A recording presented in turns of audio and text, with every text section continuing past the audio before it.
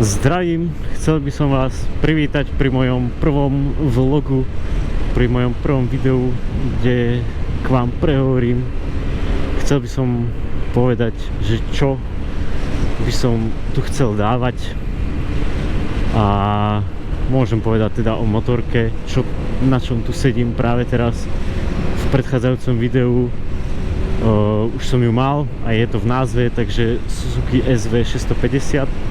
Je to z roku 2003 a viac, prečo práve túto motorku som si vybral a prečo nie nejakú novšiu alebo vôbec inú motorku, to poviem v ďalšom videu. Chcel som komentovať túto jazdu cez taký horský prechod, nespomeniem si názov, editnem to tu, ale táto hlúpa kamera GoPro 9, myslel som, že vyhodím, lebo mám na nej media mod a vďaka tomu ma počujete.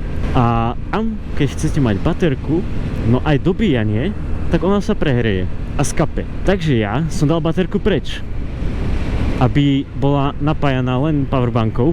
Tu je radar. Ale ona skapiňala aj tak. Aj keď bola napájaná len powerbankou, tak som skúsil znížiť kvalitu, že či sa aj tak predsa len neprehrieva. Ale nie, stále sa vypínala, stále ma srala. Brala mi moju pozornosť, jak som sa ju snažil nahodiť, resetovať za jazdy, lebo nechcel som ich zdržovať. A nechcel som zdržovať ani samého seba, ale no nešlo to. Tak som sa naštval a keď sme stáli hore na kofolke, tak som tu dal baterku a tým pádom neviem, kedy skape kamera. Budem dúfať, že čo najneskôr, však tak dlho rozprávať nebudem slavom povinný, aj keď cez tie kanály neviem. Dal som baterku do kamery, lenže to sa tak strašne zle robí, vyberá, že ako, no ja už to nechcem proste, tú GoPročku. Ja kúpim si Osmo Action 4. To bude parádna kamera, čo si blázon. Kúpim si k tomu mikrofón, ten bluetoothový, to si tu obchám do prilby a bude pokoj. Nebudem mať nervy s touto hnusnou, drbnutou kamerou a tak. A ja vôbec dúfam, že teraz nahrávam. Pozriem si to na mojich nechcene nastaviteľných zrkadlách. Nahrávame, dobre. No, tieto zrkadlá, to je z Temu, ja viem, nemal si kupovať zrkadlá z Číny a z Temu, keď chceš poriadne vidieť. Ja v nich čosi vidím, keď veľmi chcem, že oni sa otáčajú, oni sa hýbu. A to sa, ja už to neviem viac ovplyvniť, lebo už som to dorval najviac, ako sa dalo. Dotiahol som to, už som myslel, že aj strhnem nejaký ten závit tam, čo je, ale no nie. Nestrhol som ho, ale nedrží to. To mali nejaké trhy, už to aj zbalili, keď sme išli tam, tak to ešte fungovalo. Akorát moja kamera nie, že? Teraz už nepôjdeme cez hnusnú štrkovú koutku, pôjdeme rovno, lenže keďže pôjdeme rovno, tak tu sú už len dediny, takže nič zaujímavé sa tu nebude konať ani odohrávať. Chcel by som sa vám možno aj trochu predstaviť, nie je samozrejme meno a bydlisko a neviem čo, ale akým štýlom ja jazdím a podobne.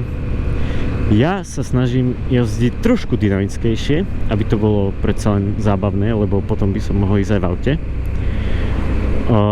Ale tak samozrejme, aby to bolo v medziach zákona, samozrejme, inak by to ani nešlo. Keby nejazdím podľa zákonov, nie som ani ja. Ale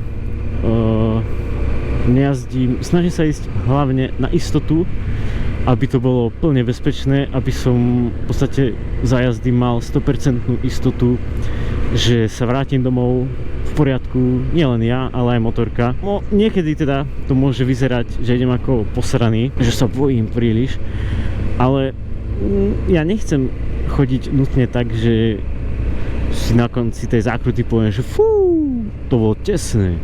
Je, že ak aj tú zákrutu trošku prepalujem, tak vlastne viem, že to viem dobrzdiť napríklad, hej, že ak už aj idem na nejakú tú neistotu, tak to viem, že to dobrzdím, viem, že to vytočím, proste viem, ale to už treba byť súznený aj s tou motorkou a aj mať niečo odjazdené. A to ja síce mám, no niekto môže povedať, že tu tak nevyzerá a neťaháš kolena po zemi, takže ty nie si skúsený a ja som po pol roku už ťahal kolena. No tak ty si ťahal, ja nie.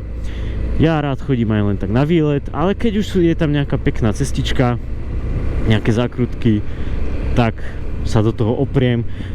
Nie kolenou zatiaľ ešte, ale tak, aby to bolo bezpečné, no zábavné. No koľkokrát, keď sa aj spätne pozriem, tak stále si myslím, že idem možno mierne nebezpečne. Ale to už prikladám tomu rôzne možné potenciálne vonkajšie vplyvy, ktoré ja už neviem ovplyvniť, čiže či už nejaké, čo že by sa tam stala búračka za zakrutou. Ja do tej zakruty idem, 80, nevidím do nej, zrazu tam stoja auta, alebo sú tam teda nabúrané, alebo niečo, alebo padnutý strom, alebo zrazu štrk, hej, takže toto by som možno nevedel vždy podchytiť, takže stále si myslím, že je to nebezpečné. Taktiež sa snažím nikoho neohroziť oproti či už autá, hej, aj keď na tom videu možno niečo tam bude také, že som nemal príliš dobrú lineu, ja viem. A tá bola tá cesta úzka dosť, no. A keď som videl, že idú oproti, tak som sa však uhol, ale nebola to vôbec ideálna línia. Taktiež sa snažím dodržiavať bezpečnosť, čo sa týka jazdy v rôznych obciach a dedinách. Ja možno mám také nepekné v mojej hlave pravidlo, nie pravidlo, ale takú, tiež nie zásadu.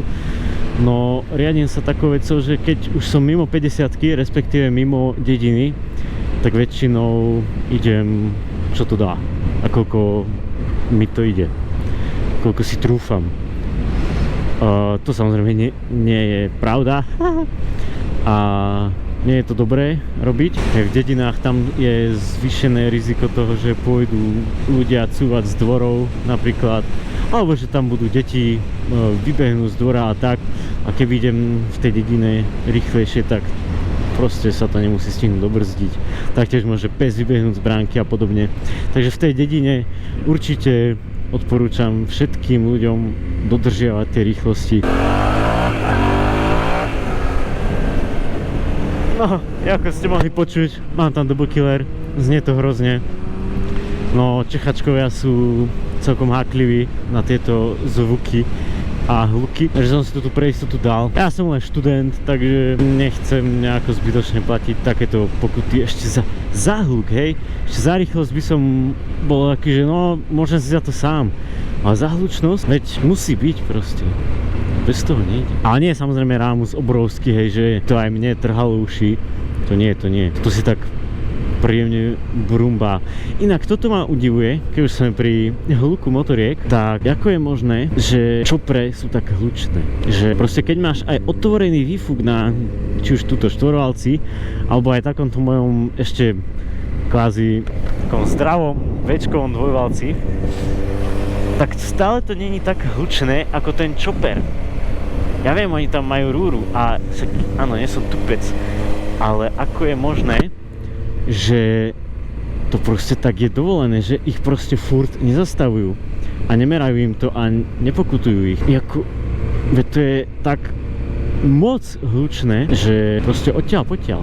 Áno, motorka má byť počuť, ale to je moc. A ešte to ani nie je pekné. Akože keď len prefrčí okolo, tak hej, ten chraplavý zvuk, jak to prejde. OK. Ale keď ich počuješ, že má nejaký hlupák človek, im ukáže, že zatúrujte to, no tak to znie, keby zvýšiš centrále otáčky. To ako, na tom nie je nič pekné, keď sa to vytočí. Keď to ide len okolo, na svojich normálnych otáčkach, vtedy je to fajn, alebo aj keď pridáva. Ale keď už to vytočí, že som študent, a teda to znamená, že mám prázdniny momentálne. Teda videá by potenciálne mohli vychádzať aj častejšie, ale ja mám toho času ako si tak stále málo. A ešte plus táto tupá kamera, uvidíme, ako bude schopný dodržiavať ako takú pravidelnosť. Ja viem, teraz tu mám asi že minimum sledovateľov a aj minimum ľudí si pozrie toto video. No keby tu mám aspoň 10 proste ľudí, ktorých to baví pozerať, ja viem, zase baví, no. A ja musím spraviť niečo, čo bude niekoho baviť, takže to nie je len, že ľudia, prečo vás to nebaví, veď ja točím a vás to musí baviť, no nie, ja sa musím snažiť. Preto toto video nebude také, no, záživné, vidíš to, je tu rovinka, tu ide vlak, proste nuda, hej. Musím sa snažiť aj ja a teda fakt spraviť nejaké zaujímavé, aj vizuálne zaujímavé video bude náročné, keďže veľmi blízko seba nemám nejaké pekné cesty, že zabere mi to aj čas ísť niekam. Takže tak, ale to sa týka jazd. No keď budem chcieť hovoriť o motorke, tak to bude skôr uskutočniteľné. Taktiež ja sa celkom rád vrtám v tej motorke. Obiehame, no way.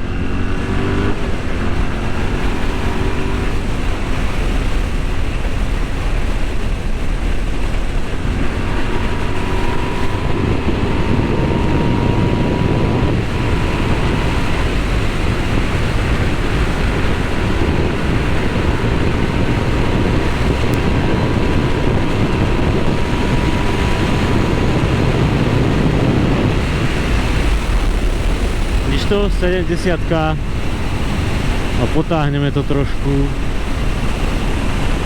a tu už je dedina a dedina je sveta, takže tu si podradíme, spomalíme, aby sme sa vrátili k téme, teda ja by som sa vrátil k téme. Videá sa budem snažiť robiť aj z jazd, ale aj rozprávať, či už o motorke, len akože budem stať pri nej, hej, na spôsobe nejakých hlúpých tiktokových videí. Ale taktiež by som rád spravil aj nejaké, keď budem niečo sa v tom vrtať. Najbližšie by som chcel spraviť nastavenie vôle ventilov, čož na tomto V-čkovom motore bude trošku zaujímavé, pretože predný valec je OK, ale ten zadný, to neviem. Pozriem nejaké video na YouTube, pozriem do manuálu, pozriem umelú inteligenciu, čo im povie a nejako to sklbím dokopy a niečo sa z toho podarí. Ja nie som žiadny mechanik, takže o to zaujímavejšie to bude a uvidíte, že aj totálni hlupáci si vedia doma spraviť nejakú údržbu, keď vedia, čo majú, nie že vedia, čo majú robiť, ja neviem, čo mám robiť, ale nejako na to prídem. Takže určite aj to by som chcel natočiť. Už som urobil práve nedávno výmenu oleja vo vidlici, lebo tá išla, že žalostne zle, moc, málo, slabo. Tachometer, prečo mi nejde? To sa vám táto otázka naskytla asi hneď na začiatku. Tachometer mi nejde z takého dôvodu, myslím, že od roku 90, vlastne asi však od prvých SVčiek až do roku 2003, čo ešte zasiahlo aj moju druhú generáciu, tam dávali tí hlupáci takú vec, ktorá sa pritlačila ku kolesu a musela presne zapadnúť. Boli tam 4 zúbky od kolesa a 4 zúbky museli zapadnúť od toho senzoru. To, jak oni do seba zapadli, tak potom to bolo schopné čítať rýchlosť, tým, jak sa to otáčalo. No a keďže ja som tu bol nútený hneď po kúpe vymeniť pneu, tak sme s kamarátom dávali koleso naspäť a netušili sme o tejto veci a nedali sme to presne zúbok medzi zúbok a udrbali sme to. Mám som to presne natočené a to sem vlastne ukážem, ako to išlo. A čo? Takto to prestalo ísť, pretože sa tam udrbali tie kúsky toho, prestali byť pokope a tým pádom to prestalo sa točiť a ukazovať rýchlosť. Nemám to odfotené, to je škoda, ale ukážem to potom, keď to budem robiť. A tak, takže musím zohnať tu také hlúpe železo kruhové. Toto železo stojí aj len na posranom Allegre nejakých 36 €. Plus ešte doprava.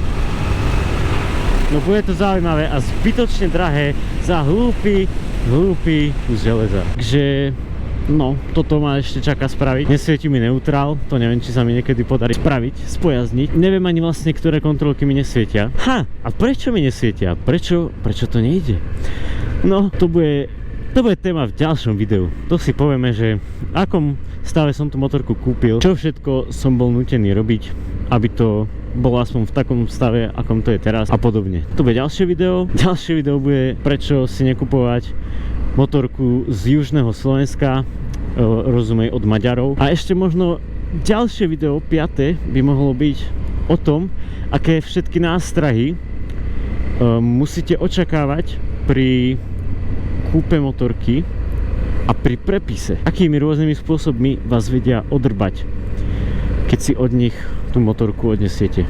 Taktiež sa môžete pýtať, prečo na nahej motorke, ako je SVčka, mám takéto riditka, že sú takto uchytené o tlmič. A je to jednoduché, to je v ďalšom videu. To bude v ďalšom videu povedané. To bude vo videu, prečo mám túto motorku a vlastne čo som na nej spravil. A prečo. Takže to si povieme tam. A teraz už si asi môžete vychutnať moju jazdu, ktorú som absolvoval a teraz už sa z nej vracam domov. Takže užívajte, prajem vám príjemné sledovanie a verím, že ma podporíte odberom a že budete sledovať moje videjka. Nebude to nič ultra extrémne, nejaké extrémne jazdy, no taktiež to si myslím nie je úplne nudné a aj niečo málo sa dozviete a keď nebudete mať čo robiť, tak máte čo pozerať, no. Takže adios pri ďalších videách.